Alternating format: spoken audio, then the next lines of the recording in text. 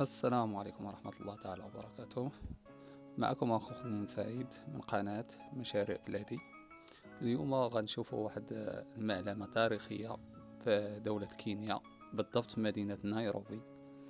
غنشوفوا واحد الملعب غيتبنى في إفريقيا، تاني أحسن ملعب بعد ملعب مالي. كتير منكم غيتسائلوا غيقولوا علاش تاني أحسن ملعب، علاش ما ذكرتيش ديال الرباط ديال طنجة اللي كيتبناو حاليا.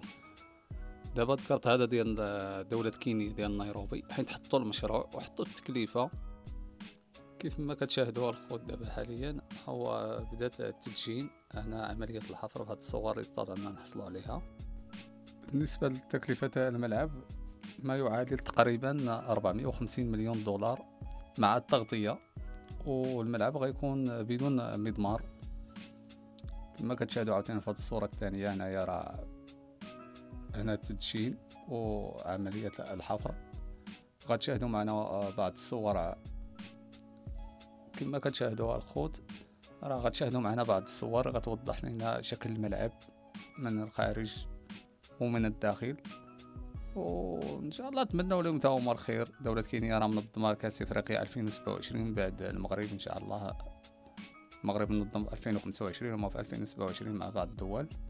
ودولة كينيا راه مطورة، راه معروفة دولة كينيا، وبالضبط مدينة نيروبي راه من أحسن المدن، وشي 4 سنين وهي كدي أنظف مدينة في إفريقيا. هاد الشي الخوت اللي بغيت نوصل للمسؤولين ديالنا بأن إفريقيا راه كتطور. ها انتم الخوت كما كتشاهدوا في الصورة شكل الملعب، أيقونة إفريقية قادمة إن شاء الله.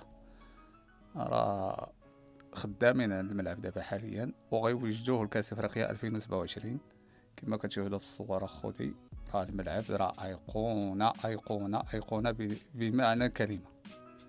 راه صراحه انا تفاجأت في دوله كينيا بعد ما حطوا هذا المشروع وتعرض في التلفزيون الرسمي ديال دوله كينيا بان المشروع كما كتشاهدوا هنايا هذه الصوره اثناء المساء بيكون اضاءه ديال الملعب، بيكون شكل خرافي ان شاء الله. كنتمناو لهم تاهما الخير، ينظموا كاس افريقيا ويمشوا لقدام.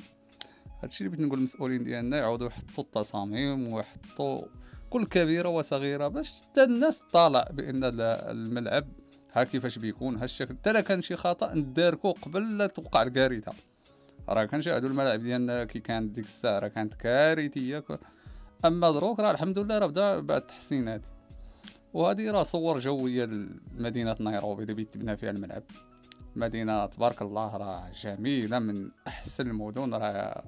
راه ملي كتشوفها راه كتقول اوروبا ولا الخليج. صراحه دوله جميله تبارك الله. الناس خدموا المسؤولين ديالها. شكل الملعب من الداخل اخوتي كما كتشاهدوا في هذه الصوره. الشكل ديالو راه غيكون شكل رائع بدون مضمار العاب القوى.